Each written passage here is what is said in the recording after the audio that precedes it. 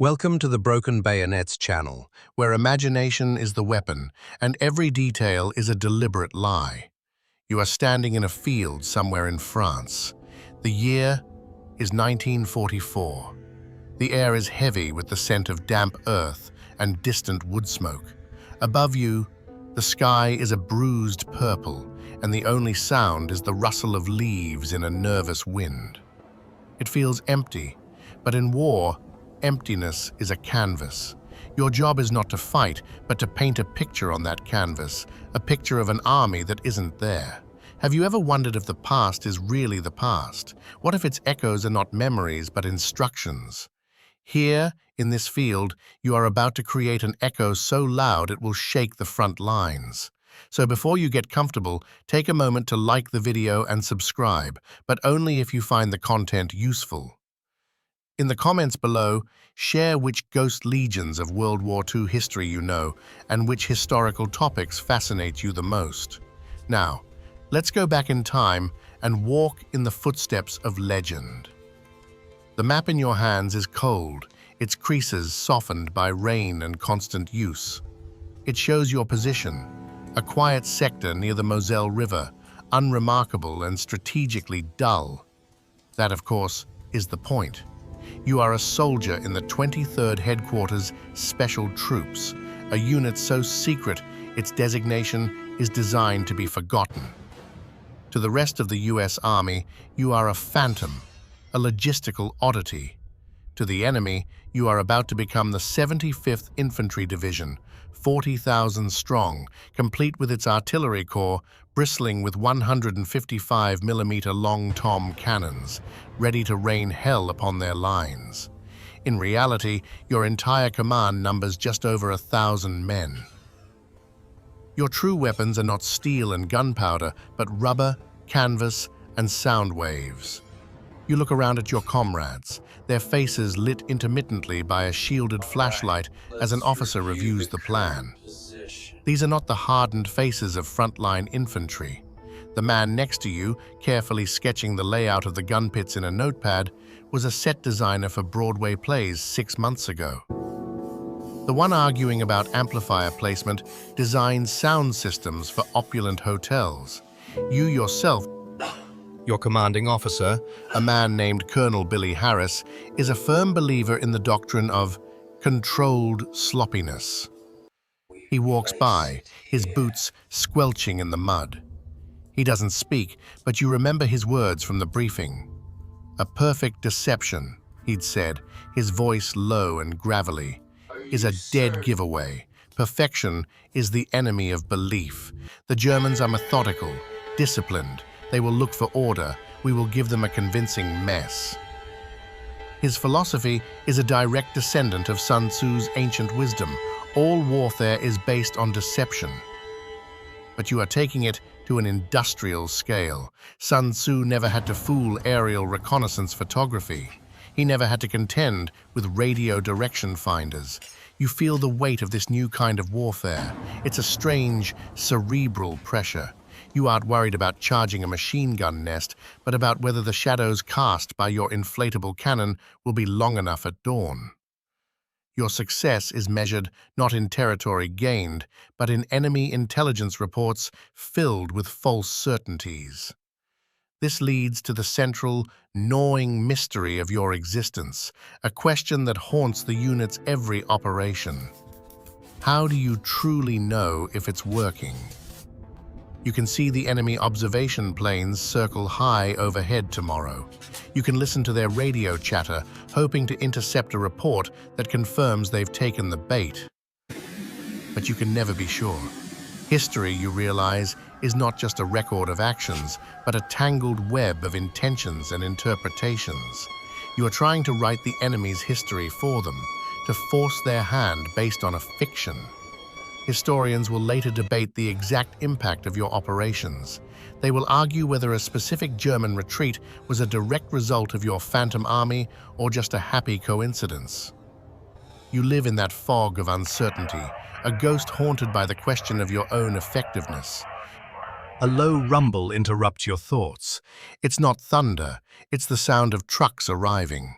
They move slowly, their headlights painted to narrow slits. But they aren't carrying the massive multi-ton steel tubes of real artillery. They are laden with deflated rubber, with giant speakers stacked like coffins, with spools of wire and crates of paint. This is your arsenal. One of the sergeants, a former advertising man from New York with a perpetually wry smile, calls it the traveling road show of terror. It's a good line. It captures the absurdity and the deadly seriousness of your work. You are stagehands in the theater of war, and tonight is your opening night. Your specific task is to help lay out the first firing battery. You walk the ground, pacing out the distances marked on the sketch. This patch of mud will be the emplacement for Gun 1. That collection of bushes will hide the command post. You drag a heavy canvas tarp, still smelling of the factory, and unroll it. Beneath it lies a collapsed pile of black rubber. A generator coughs to life nearby, and you connect the hose from an air compressor. The creature begins to stir. Slowly, with a series of groans and hisses, the 155mm cannon inflates. It rises from the ground like some prehistoric beast, its barrels swelling, its carriage taking form. In the faint moonlight, it looks terrifyingly real. From 100 yards away, it's indistinguishable from its 10-ton steel counterpart. This is the first layer of the illusion, the most basic. Like the meticulous detail of a stage, the Ghost Army's illusions are elaborately built, layer by layer. Tomorrow, you will add the details that sell the story. Shell casings, real ones, collected from spent batteries, scattered artfully around the breach. You will dig blast marks into the earth and pile dirt just so. You will create the human mess of a real gun crew. Tonight, however, is about the broad strokes. It's about raising the bones of the beast. You and a dozen other men, artists and engineers in olive drab, work in the whispering dark, inflating a battery of 12 phantom guns, each one a potent rubber lie. The night's work stands before you in the grey, watery light of dawn. 12 rubber cannons, silent and still, hold their positions in the soft French mud. Yesterday, this was a fallow field. Now, it has the distinct silhouette of a forward artillery battery. But it is only a silhouette, a two-dimensional sketch. Your job today is to add the color, the texture, and the depth that will turn this sketch into a convincing portrait of war. The enemy is not a passive audience. They are skeptical, trained observers. Their eyes are in the sky, in the cameras of reconnaissance planes that will surely visit before noon. You are painting for the most critical viewers imaginable, and your medium is the landscape itself. The work begins not with a brush, but with a bulldozer. A single, real bulldozer, its engine a shocking roar in the morning quiet, claws at the earth around each inflatable gun. It carves out deep, crescent-shaped gun pits, piling the dark, fresh soil into protective berms. This is the first and most crucial signature of an artillery unit. From the air, the pattern of these earthworks is as distinctive as a fingerprint. Colonel Harris's doctrine of controlled sloppiness is in full effect.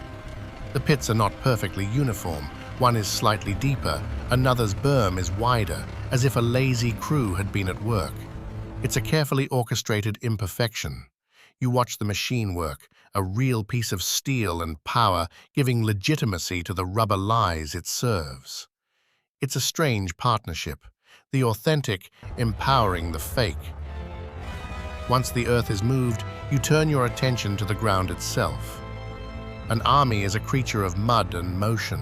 It leaves scars on the land. You and 3 other men climb into a real M3 half-track. Your task is absurdly simple and deeply important. You drive.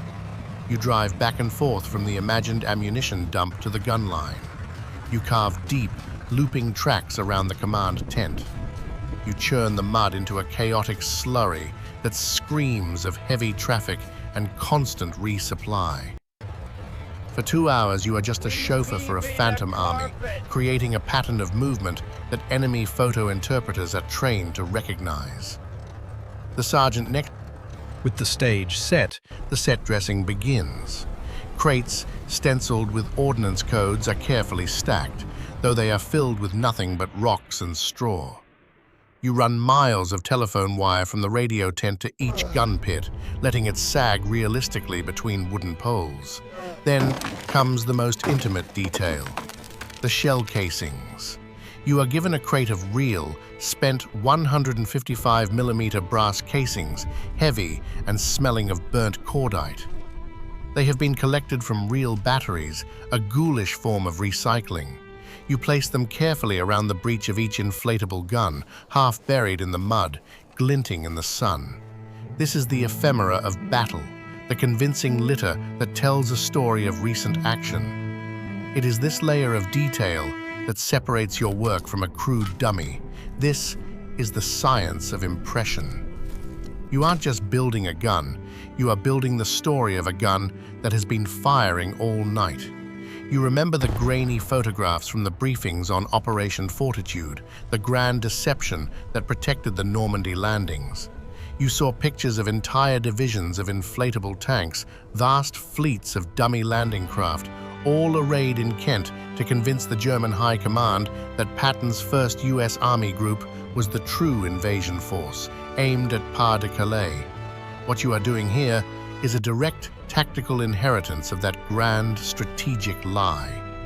The same company, B.F. Goodrich, that manufactured the rubber tanks for Fortitude, made the cannons you now tend. It's a surprising legacy for a tire company. The design was ingenious, a network of inflatable tubes that gave the object its shape, making it light enough for a few men to carry, but robust enough to fool a camera lens from 2 miles up. You are a small part of a much larger story of illusion, a tradition of trickery that saved thousands of lives on D-Day by pinning down the entire German 15th Army, waiting for an invasion that would never come. Still, a quiet debate simmers within the unit, a controversy born of professional pride. You see one of your fellow soldiers, a man who once painted murals in post offices, dabbing rust-colored paint onto the tow hitch of a rubber howitzer. His attention to detail is magnificent. It is also, perhaps, completely unnecessary. Will a pilot flying at 200 miles per hour, dodging flak, ever notice the subtle weathering on a fake cannon? Or is this the artist's impulse, the inability to sign his name to a piece he knows is incomplete? You ask yourself where the line is between effective camouflage and pure artistry. The mission is to deceive the enemy, not to win a prize at the salon. Yet, you cannot help but admire his dedication. Perhaps this obsessive detail is its own form of magic, a ritual that imbues the object with a more potent illusion. Perhaps belief, like a virus, has to start with the creator before it can infect the audience. The final touch is the human one. Propped against a pile of sandbags is a mannequin, a crude thing of stuffed canvas with a real helmet on its head. It's a silent, unmoving sentry. A few more are scattered around the encampment, posed to look like mechanics working on a jeep or a crew cleaning a gun barrel. They are just enough to suggest life from a distance. The real human element will come later, with a handful of actors who will wander the camp, hang laundry, and provide the final, living touch. But for now, these silent dummies hold the space. As you adjust one's helmet, you feel a chill that has nothing to do with the morning air. You are creating a target. You are meticulously crafting a scene that begs to be shelled, to be bombed. The better you do your job, the more danger you draw to this very spot, a spot occupied only by rubber, air, and a handful of you. The visual illusion is complete. The empty field is now, to any observer in the sky, a place of immense power and threat. The trap is set. As dusk bleeds across the sky, the nature of your work shifts. The visual deception is now complete, a silent tableau waiting under the cloak of twilight. But an army, especially an artillery corps, is never silent. Its presence is felt as much through the ears as through the eyes. Now, in the gathering dark, you begin the second act of this performance. You leave the cold rubber guns and walk toward a different kind of weapon, one mounted in the back of a heavily armored half-track. This is the domain of the 3132nd Signal Company Special, the Sonic Deception Unit. And your war is about to get very, very loud. Inside the vehicle, it feels less like a military machine and more like a radio station from the future. Banks of amplifiers glow with vacuum tubes. A heavy-duty turntable is bolted to the floor, its tone arm locked in place to prevent skipping on rough terrain. Next to it is a state-of-the-art magnetic wire recorder, a fragile and temperamental piece of high technology. Your targets for tonight are the German sound-ranging units, teams of acoustic specialists who use sensitive microphones to triangulate the position of enemy artillery. Your job is to give them something to hear, a symphony of destruction, composed and conducted to lead them astray. The heart of the operation sits on the half-track's rear deck, covered by a thick tarp. You and another soldier heave it off, revealing a speaker unlike any you have ever seen. It's a massive 500-pound behemoth, a cluster of horns and drivers in a heavy steel frame, all mounted on a rotating turret. This is the sonic weapon, capable of projecting sound with astonishing clarity for up to 15 miles. The entire system was designed under the guidance of a civilian genius, Harold Burris-Meyer, a pioneer in acoustics from the Stevens Institute of Technology. You remember his name from the technical manuals. He wasn't a soldier, he was a theatrical sound designer who understood that deception was performance. His philosophy was drilled into you during training. You are not just playing a sound effect, you are creating a complete sonic reality. The sonic officer, a lieutenant who used to mix audio for NBC radio, gives the signal. He's chosen a position on a slight rise, allowing the sound to pour down into the valley that separates you from the German lines. He checks the wind and the humidity, as both will affect how the sound travels. He is a conductor, and the night is his concert hall. The performance begins subtly. The first recording played is not of guns firing, but of construction. The distinct sounds of shovels hitting rock, shouted commands, and the rumble of a diesel engine echo across the valley. To an enemy listener, this signals a unit digging in, fortifying a new position. Like the meticulous detail of a stage, the Ghost Army's illusions are elaborately built, layer by layer. You are telling a story in sound, and every story needs a beginning. After 20 minutes of this, the officer switches platters. He cues up the main event. You brace yourself, even though you know it's coming. He nods, and the needle drops. A deafening crack shatters the night, a sound so sharp and violent it feels like a physical blow. It is the muzzle blast of a 155mm long tom, perfectly recorded. It's followed a split second later by the deeper boom of the charge detonating. Then comes the long, ghostly whistle of the shell arcing through the air. You can almost see it in your mind. The sound is utterly, terrifyingly convincing.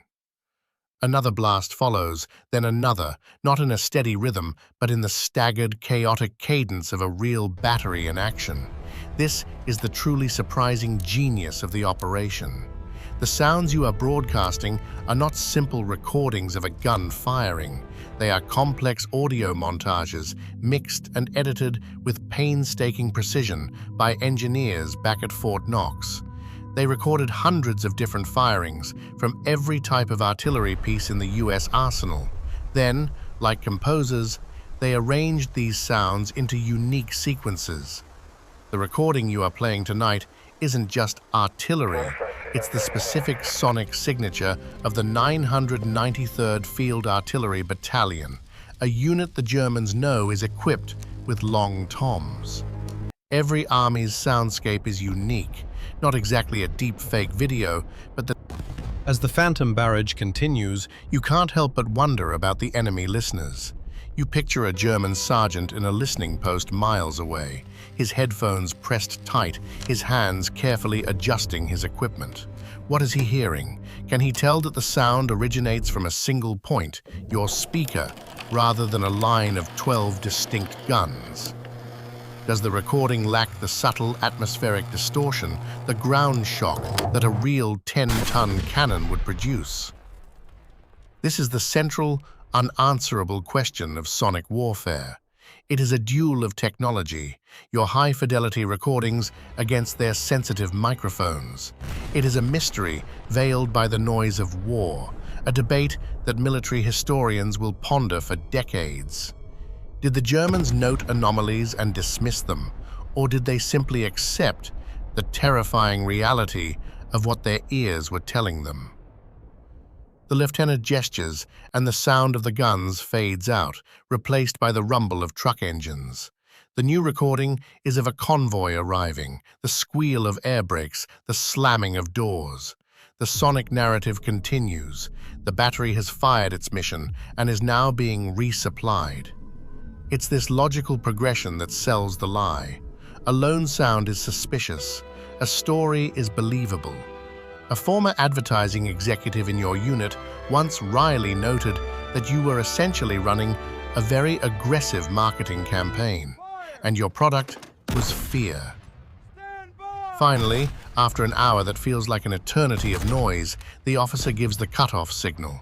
The last recording fades, and a profound silence rushes back in to fill the void. The effect is dizzying. Your ears ring. The quiet of the French countryside feels unnatural, as if the world is holding its breath. You have just simulated a massive artillery strike, thrown the enemy front into disarray, and drawn their attention to this worthless piece of ground, all without firing a single real shot. You help swing the massive speaker back into its cradle and pull the tarp over it. The show is over for tonight. You have painted the picture and scored the soundtrack. Now, all that's left is for the actors to take the stage. The dawn that follows the sonic barrage is different. The air is still and heavy, charged with a nervous energy, as if the landscape itself is waiting for a response. Your work yesterday was about creating a massive, inanimate threat. Today is about breathing a human soul into the monster you've built. The visual and auditory illusions are in place, but they are just a stage. A stage needs actors, and you are now one of them. Your mission for the next 12 hours is to perform the mundane, highly visible ballet of daily military life for an unseen audience of enemy spies, local collaborators, and long-range reconnaissance patrols. You are part of a small detachment, no more than 20 men, left to garrison this sprawling phantom camp. Your job is not to fight, but to be seen. You walk with a deliberate lack of urgency from the mess tent, which has no food, to the command post, carrying a map case filled with blank paper. You salute a captain who is, in fact, a corporal from your unit, a former art student chosen for his authoritative posture. He returns the salute crisply before disappearing into the tent. This small piece of theater, this simple exchange of military courtesy, might be observed through binoculars from a church steeple 3 miles away. Every gesture is calculated. A soldier hangs his wet laundry on a line, strung between an inflatable truck and a real one.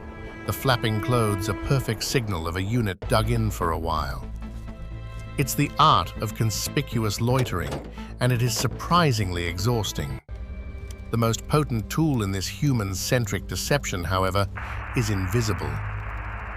You make your way to the radio half-track, the nerve center for the day's primary mission.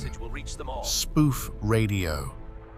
Inside, an operator sits hunched over his equipment, a headset clamped over his ears. He isn't talking to anyone. He is talking for the benefit of anyone listening. This is where the Ghost Army's penchant for detail reaches its zenith. The operator is not improvising. He is reading from a script. These scripts are one of the unit's most remarkable secrets.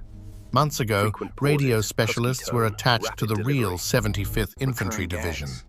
They spent weeks recording its radio traffic, learning the call signs, the procedural quirks, the unique... He reads a line from the script, his voice a convincing drawl of boredom. Over. King 6, this is Bishop 4. Message follows. Needs status on that part's requisition for the prime movers. That new lieutenant is riding me hard. Over.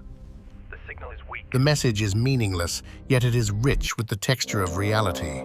It contains jargon, a hint of interpersonal friction, a mundane logistical problem. All the tiny data points that an enemy intelligence analyst pieces together. A good radio operator from your unit could not only fake a division, he could fake its mood. This is the one place in the entire US Army where complaining and gossiping over the radio are not just permitted, but required. It's a witty, almost comical solution to the problem of authenticity. You listen as the operator seamlessly transitions to a different frequency, becoming the radio man for a tank company, then an engineering battalion, weaving a complex web of signals that suggests the presence of thousands of men. This is the auditory ghost that haunts the airwaves, a presence that can be triangulated and tracked, leading the enemy to place a large, red circle on their tactical maps, right on top of your field. As you stand there, you hear two officers quietly discussing the next major operation. They mention a code name, Operation Viersen. It will be your unit's final and most ambitious performance, a key deception for the crossing of the Rhine River. You will be tasked with impersonating two entire infantry divisions, the 30th and the 79th, drawing an entire German Panzer Corps away from the real crossing point of the 9th Army. Your current mission, you realize, is a full dress rehearsal for the grand finale. The stakes are about to get immeasurably higher. Later in the day, you are tasked with bumper duty. You take a set of stencils and a can of white paint and change the divisional markings on a Jeep and a 2-ton truck. For the next hour, they will belong to a non-existent engineering battalion. Men with the wrong patches on their shoulders will then drive these vehicles down to a nearby crossroads, where another member of your unit is dressed as a military policeman, directing traffic that isn't there. It is here that the chilling reality of your situation becomes undeniable. You are bait. Every detail you add, every track you make in the mud, every fake radio call is designed to make this position an irresistible target. The controversy of your role is not one of strategy or ethics, but of survival. The men in this unit face the constant, terrifying paradox that the better they are at their jobs, the more likely they are to be annihilated by a perfectly targeted artillery strike. You look towards the silent, tree-covered hills that mark the enemy's position. You have spent the day inviting their gaze. You have lit a smoky fire that produces no heat, driven in circles to nowhere, and filled the air with lies. You have performed your humanity for them. Like the meticulous detail of a stage, the Ghost Army's illusions are elaborately built layer by layer, and this human layer is the most dangerous one to apply. The sun begins to set, casting long shadows from the rubber guns. The performance is almost over. The silence from the enemy is unsettling. Is it the silence of disbelief, or the quiet focus of a gunnery officer calculating firing solutions? You don't know. All you know is that you have successfully become the ghost in the machine of war, and now you must wait to see if someone decides to exercise you with high explosives. The perspective shifts. You are no longer standing in the mud of a French field, but breathing the stale, recycled air of a command bunker 50 miles behind the German lines. The light is artificial, casting a yellow pallor on the concrete walls. The air is thick with the smells of damp wool, cigar smoke, and the faint electric tang of radio equipment. You are a Hauptmann in the Abwehr, the Military Intelligence Service, and your war is fought not with a rifle, but with maps, intercepted signals, and grainy photographs. Your job is to find the truth in the fog of war, to distill certainty from a storm of rumor, lies, and contradictory facts. A young signals lieutenant, his face pale from too many hours underground, places a thin folder on your desk. The overnight intelligence summary from Sector K7, Herr Hauptmann. You nod, dismissing him without looking up. Sector K7 has been a quiet front for weeks, a place where exhausted divisions are sent to rest. But the reports from the last 24 hours have been anything but quiet. You open the folder. The first document is a reconnaissance photograph, still damp from the developing chemicals. It was taken at 10,000 feet by a brave but harried Luftwaffe pilot. You slide it under the lens of your stereoscope, a device that brings the flat image to life in 3 dimensions. You see it immediately. A field that was empty 2 days ago is now scarred with the unmistakable geometry of a heavy artillery battery. You count them. 12 distinct gun pits, their freshly dug earth a dark stain against the lighter pasture land. You see the command post, neatly draped in camouflage netting. You trace the web of vehicle tracks, a chaotic but logical pattern of constant movement between the guns and what appears to be an ammunition dump. It is a model of American military engineering. You turn to the next page, the report from the Acoustic Ranging Company. Your ears in the field. They have been busy. Their log shows a massive, sustained barrage originating from the exact coordinates of the new battery. Their analysis is precise. The sound profile is consistent with 155mm M1 cannons, the long toms. The firing was staggered, lasting for over an hour. The report concludes. Then comes the thickest part of the file, the radio intercepts from the Funkhorch Company, your eavesdroppers. They have been listening to the airwaves in Sector K7 become increasingly crowded.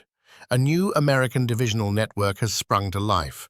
The call signs, transmission protocols, and operator mannerisms are a perfect match for the U.S. 75th Infantry Division, a unit your intelligence charts place 70 miles to the south. Has it been secretly redeployed? The intercepts are filled with the banal chatter of an army settling in. Complaints about cold rations, requests for fuel, an argument between 2 sergeants. It feels authentic, it feels alive.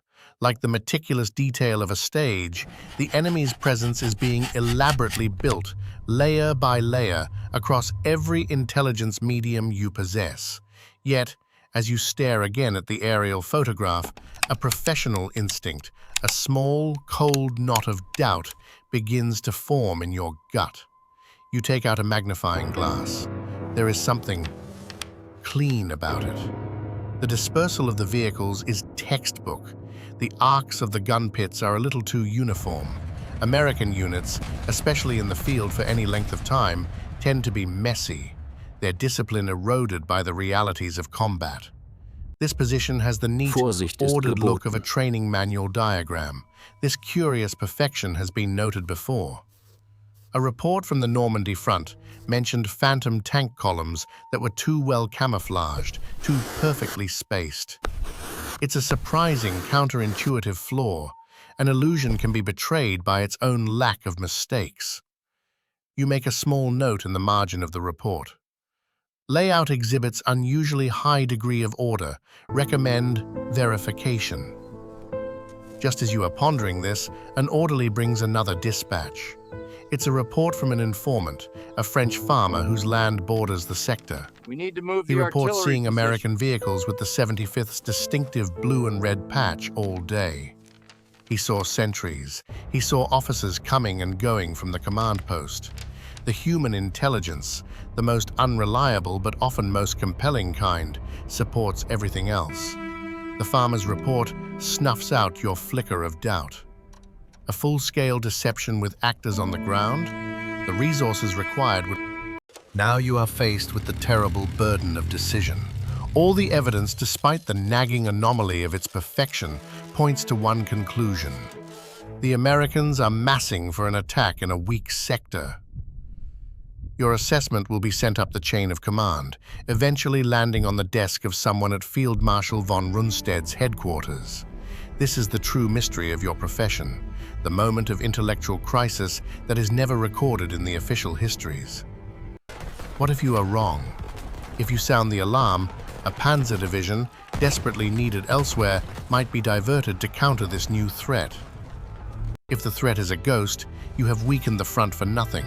But if you dismiss it as a deception and a real attack materializes, the line will break, and the blood of thousands will be on your hands. The High Command is risk-averse.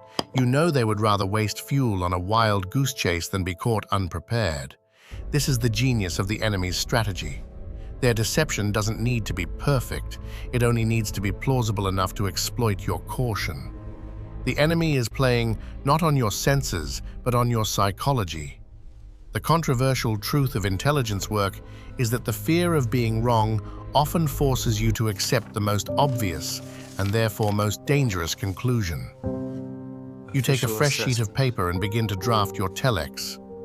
You dutifully include your minor reservation about the textbook layout of the position, but your final assessment is unequivocal.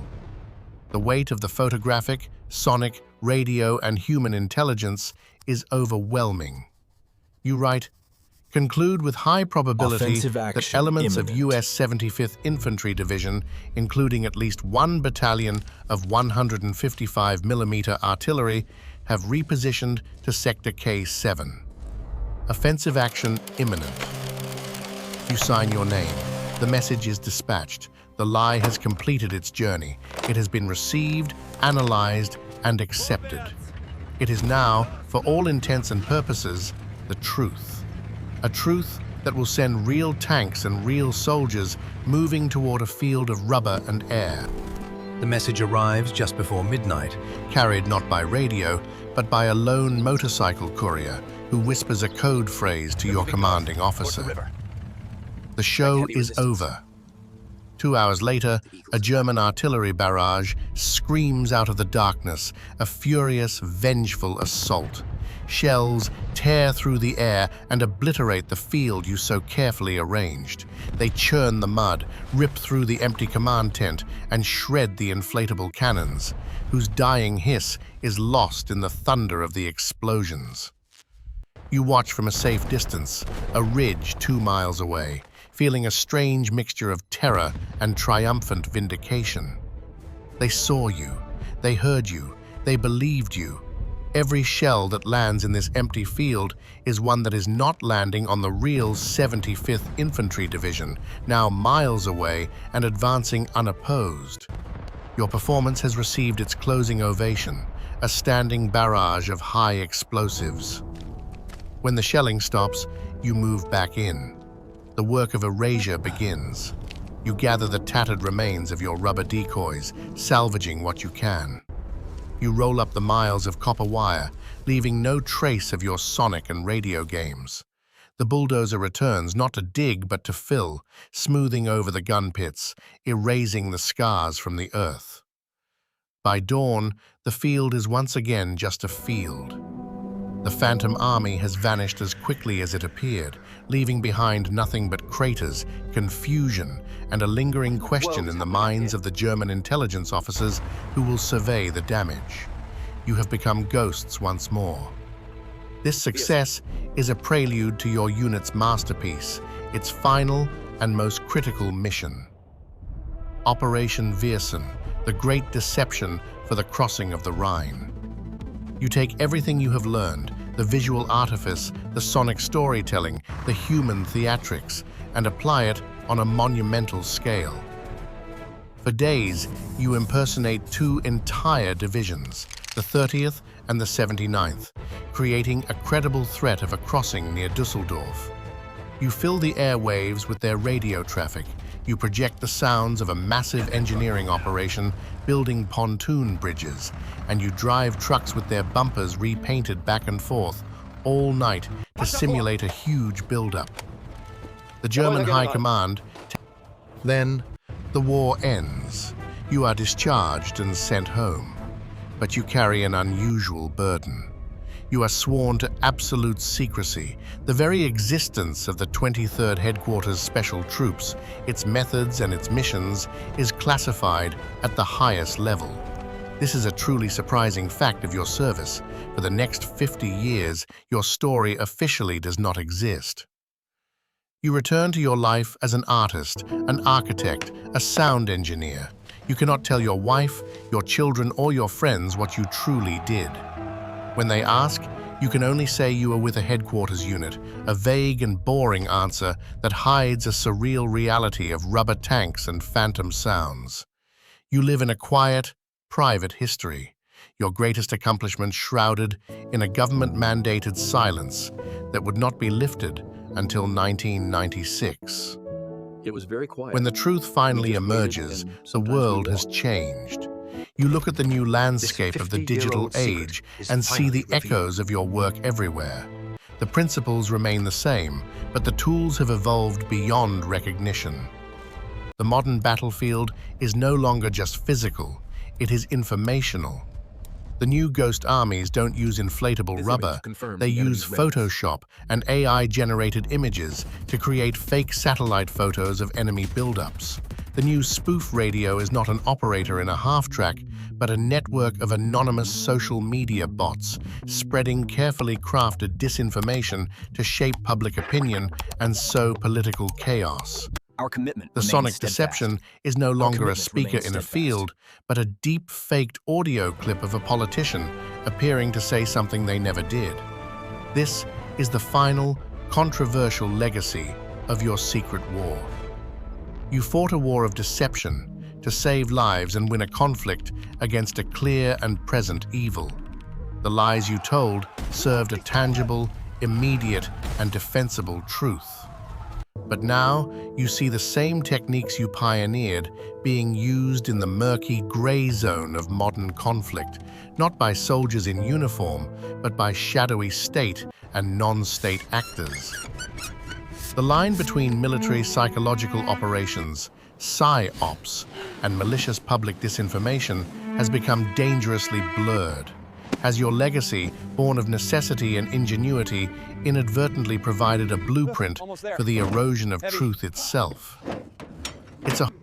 And so the story of the Ghost Army fades back into the quiet hum of history.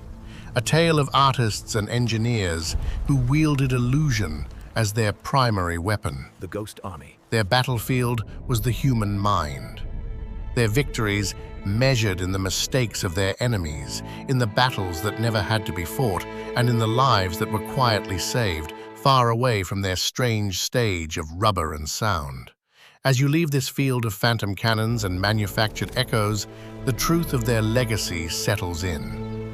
It serves as a profound and perhaps unsettling reminder that the most powerful forces in human conflict are not always the ones that you can see, but are often the ones you are made to believe in. The story reminds us that reality itself can be a weapon, and that sometimes the greatest strength lies not in the force of arms, but in the art of a well-told lie, whispered at the right time, in the right place. The curtain falls, the actors depart, and all that remains is the silence they so masterfully engineered, a quiet space where thousands of soldiers were able to live, to fight another day, and eventually to go home.